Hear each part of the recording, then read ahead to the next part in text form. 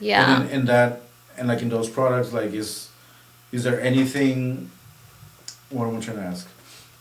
When you're selling it, like can that become like a full-time job, or Some people is do that it full usually just time. always really? Yeah, and they're like millionaires. There's Really? people who make a lot of money Out doing of that. sales like that. That's Yeah, cool. I I know. guess. I don't. I mean, I can't envision it. But if someone wants to do that, it's really a good It viable option. is. It Yeah. is. Yeah, it's a good source of Yeah. money. And I actually made really good money. Like in the Right. first 3 months, Yeah. I think I made like 6 grand, Wow. which I Sign me used, up. right? Which I Right. used towards my down payment of my house. Dude, that's cool. So you have your own house. Party. We should have recorded it later. I know, right? Party.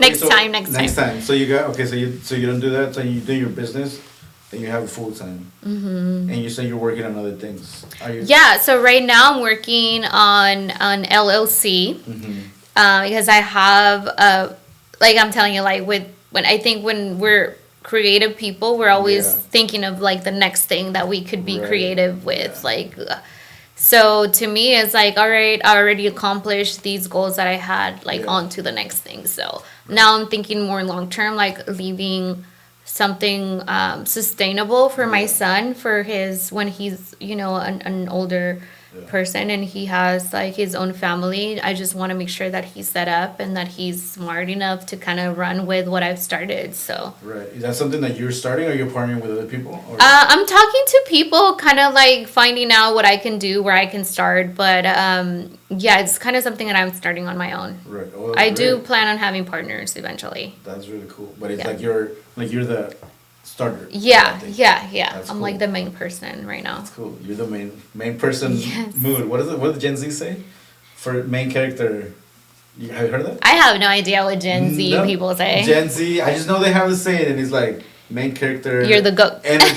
The goat. Goat is a little, yeah, and then Is that a millennial thing or is that Gen goat is Goat like in is like between. millennial? Okay. it's still Gen Z say it. Okay. But millennials understand it. The new one is like, and I'm saying the new one. We're old. Oh It's my like God. you got a main character energy. Oh, okay. That's like the goat. BD you're- energy. You're the main character in your story. That's cool. So I mean, if there's anything that you want to tell people, like Women in business. women like in business, Kim Kardashian. And I'm just yeah, like. dude, tell Kim, dude. Did you hear that thing that Kim said?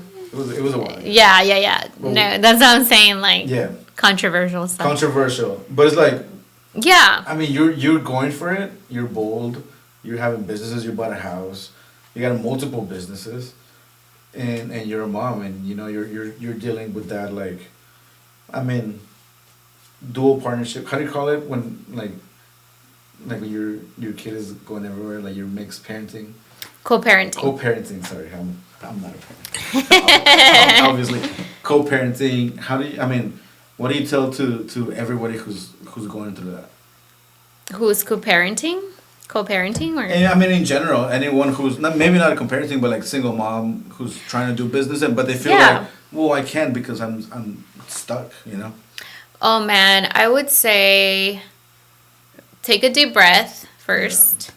Kind of compose yourself, recollect your thoughts, and really think about what you're good at, what your strengths are, whether that is customer service or I don't know, like some sort of art or some sort of therapy or whatever your Yeah. strengths are. I think focus on your strengths rather than your weaknesses Yeah. and make those strengths even stronger Yeah. to work on your favor.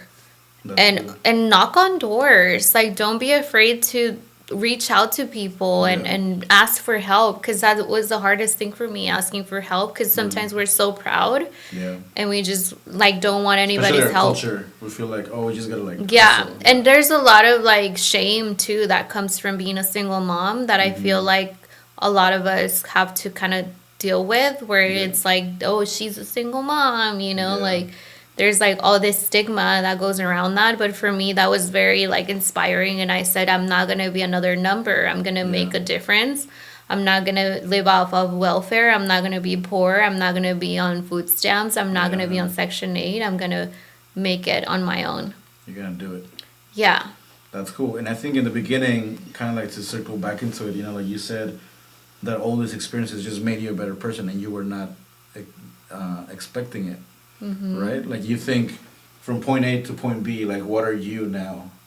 Like what is? I think the ultimate Roxy? goal, yeah, the ultimate goal is to always be the best version of yourself. Yeah. So in order for me to become the best version of myself, I had to be broken along the way and kind of put the pieces together and kind of ask myself, okay, like who did I always want to be? Who was I born to be? Yeah. Because there is a version of you that you think you should be, and then there's a version of you that you know you should be. So Wait, the one that you think you should be? retweet. That's good. The one that you think you should be, Yeah, and then the one that you know you know. you should Wow. be. What is it? What is it? What are those differences? Wait. So the one you think you should be is the one that you think people would like, the one that you think people will approve, the one that you think Right. people will be around and accept, and the version that you know you should be is the person that just doesn't give a fuck, and you just are. Like, That's this good. is who I was born to be. This is who I am. This is my core. This is Yeah. my essence. And whether you like it or not, that's who you Unapologetic. get. Yeah. That's And it's good. not in a bitchy way. It's in a Right. very genuine, It's loving in a way. real way. Yeah. And I think we struggle with that. I struggle with that still. You know, like, and I think I'm getting more into, and I think it's been a forced thing. And I think a lot of people they feel forced to detach from different jobs and different things. You know, they're forced to. But when you actually make a choice, you know, like, because you're making those choices, like these things happen to you, but you're not letting it happen to you. Like you're actually coming back and doing things about it. So I think that when you say, you know, like, hey, this is me and this is what I'm doing, and I'm gonna, like, everything that you just said right now, I think it's a huge, and I'm gonna make it into its own little clip. You know, like, I I love think that. when you said, you know, like I'm not gonna be poor. I'm not gonna allow my son to go through this. I'm not gonna live off food stamps. You know, like all of that is really motivating and inspiring to hear. You know, so a lot of people like go through less maybe or similar, and they're like, oh well, I'm just gonna. This is what I got. You know, and this is what I can do. So like you speaking that life into your family, into your kid. You know, like it's huge. You know, and Yeah. this is why you're successful.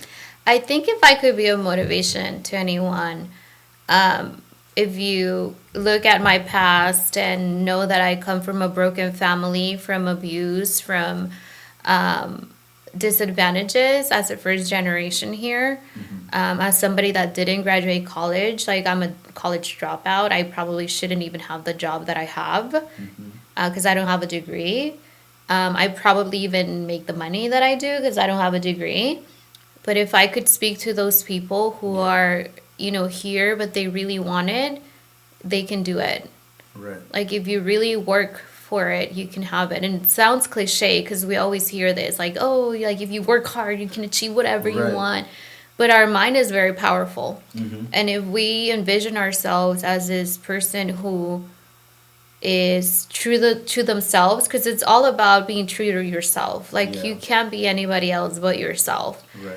And sometimes growing up in religion, you're taught to be a certain way that feels unnatural to you. Mm-hmm.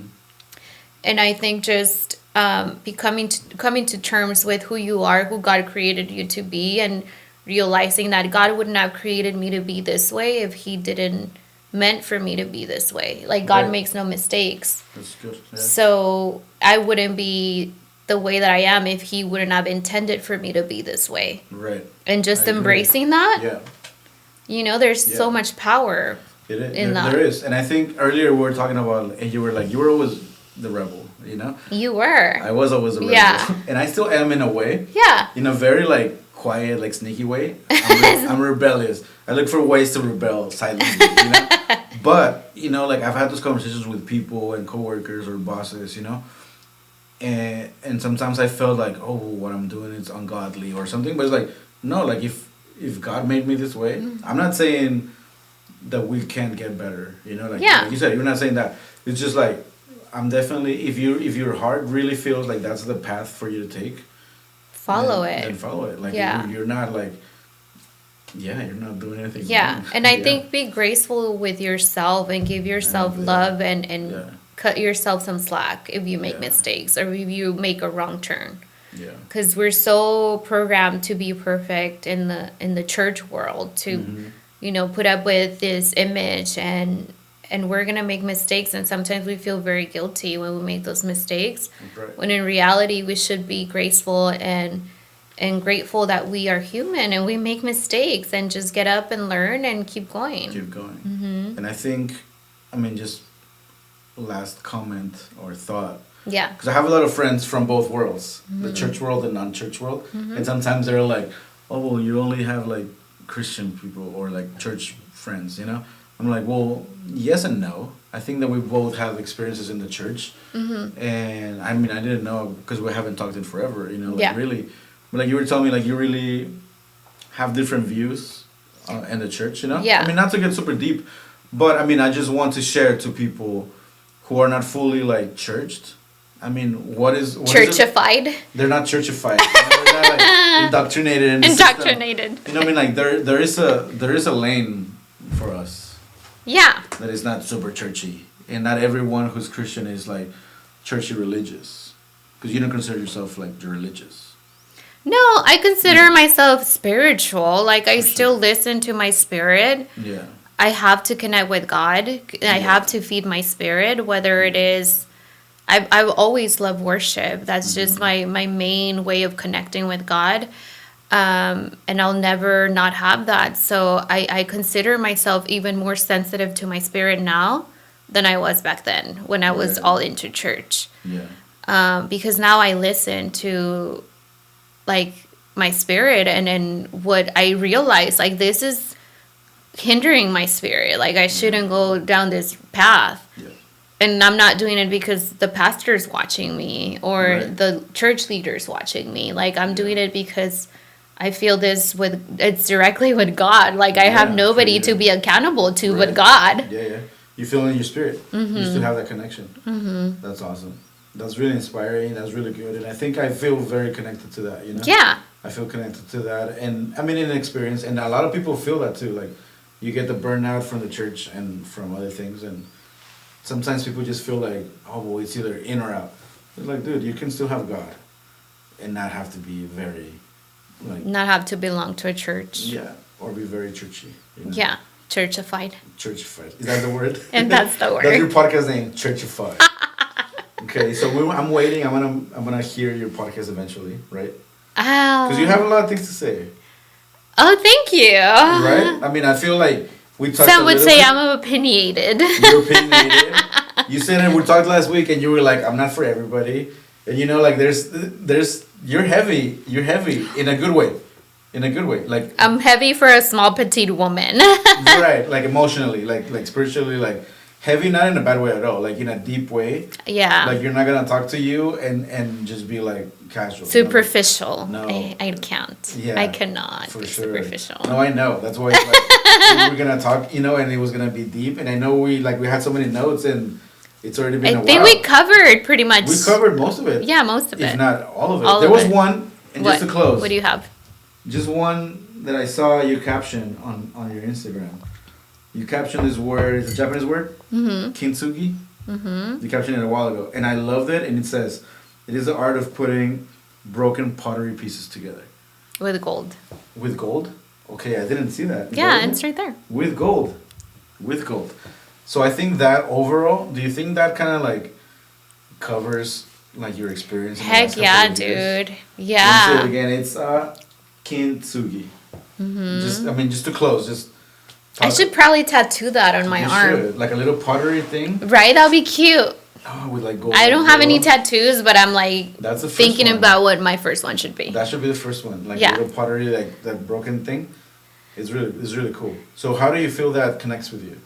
In so many levels. Because of my background in church, I felt like I was entitled to a good life, to be very honest. Right. To That's have, a good statement. Like you feel entitled to it because Entitled. you're like, oh, I'm with God. So right, so Right, why I shouldn't deserve I it, get yeah. what I deserve? So just being broken in that aspect and being put back together with gold, like real, genuine gold, and just finding myself and realizing that I have more to give, and I'm happy with who I am, and I'm content in my own skin, and I'm not perfect, and now I'm okay with that. I'm okay with showing people that I have flaws, and I'm okay with showing people that I cuss at times, but I'm still holy. Like there's that in between line. I love cussing. Yes. You know, so yeah, I think I'm like you said right now, unapologetically me now. Right. And I'm okay with that. And I'm okay with not being everybody's favorite cup of latte. Yes. Cup of tequila. Cup of tequila. For everyone who thought it was Sprite. It's just water. Cheers to Cheers. cheers.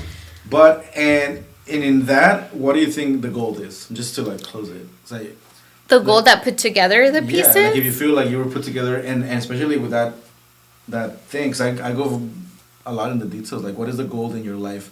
It's definitely God and all the bad experiences that I have had. Okay. That kind of molded me into who I am. Bad and good, I guess you can say. All experiences. Yeah, all experiences. Yeah. Yeah. There's this, I think it's Tony Robbins. You know Tony Robbins? Tony Robbins is like a big, like a public speaker, like a motivational speaker. Yeah, it sounds familiar actually. Yeah, you probably heard him. But he says that too, like when you blame people for all the damage they've done, like also blame them for the good. Right. Blame them, like everyone who hurt you, they made you better, they made you stronger, you know? Yeah. So that's true what you said. It's like, yeah, like all the gold is all of those experiences that caused us suffering, they made us grow. 100%. So thank you for everybody who fucked us over. For real. And thank you for everybody who like everyone who we're mad at one point, like we're here for that. We're here for that. I think that's what makes us stronger and human, right? Because I think I heard a quote the other day. I said quote the other day. Yeah. Quote. And it said something like what did it say? Shoot, I'm blanking.